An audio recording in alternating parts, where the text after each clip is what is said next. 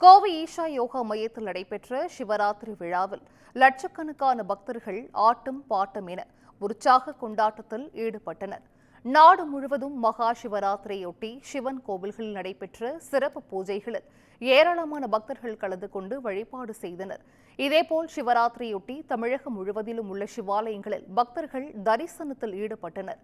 இந்நிலையில் கோவையில் உள்ள ஈஷா யோகா மையத்தில் 31வது ஆண்டு மகா சிவராத்திரி விழா கோலாகலமாக தொடங்கியது. இந்த நிகழ்வில் தலைமை விருந்தினராக மத்திய உள்துறை அமைச்சர் அமித்ஷா பங்கேற்றார். ஈஷா யோகா மையத்தில் உள்ள சூரிய குண்டத்தில் இறங்கி நீரை தெளித்து அமித்ஷா வழிபட்டார். இதையடுத்து நிகழ்வில் பேசிய அமித்ஷா, பிரயாக்ராஜில் மகா கும்பமேளா நிறைவு பெற்றதை சுட்டிக்காட்டும் வகையில் ஈஷாவில் மகா சிவராத்திரி விழா பக்தியின் கும்பமேளாவாக நடைபெற்றதாக புகழாரம் சூட்டினார். தொடர்ந்து பல்வேறு மொழிகளில் பாடல் நிகழ்ச்சிகள் நடைபெற்ற நிலையில் பொதுமக்கள் பாடலுக்கு நடனமாடியும் கைத்தட்டியும் உற்சாகமாக கண்டு களித்தனர்.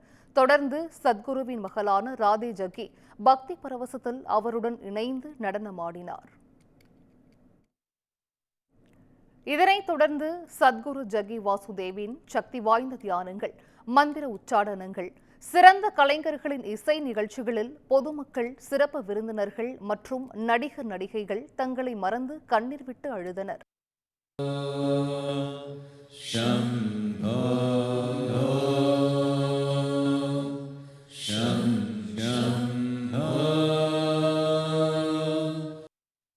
இந்த நிகழ்வில் மத்திய இணையமைச்சர் எல் முருகன், கர்நாடக துணை முதலமைச்சர் டி.கே. சிவகுமார், ஒடிஷா ஆளுநர் ஹரிபாபு, பஞ்சாப் ஆளுநர் குலாப் சந்த் கட்டாரியா, நாடாளுமன்ற விவகாரத்துறை அமைச்சர் அர்ஜுன் ராம் மேக்வால் உள்ளிட்டோர் கலந்து கொண்டு கலை நிகழ்ச்சிகளை கண்டு ரசித்தனர். நம சிவாய.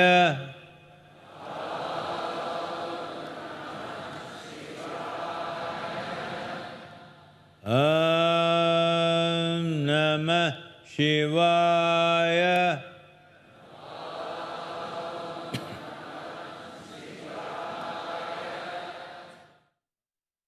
இதேபோன்று நடிகை நிக்கி கல்ராணி, நடிகை ஸ்ரீநிதி ஷெட்டி உள்ளிட்ட திரைத்துறை பிரபலங்களும் கலந்து கொண்டனர்.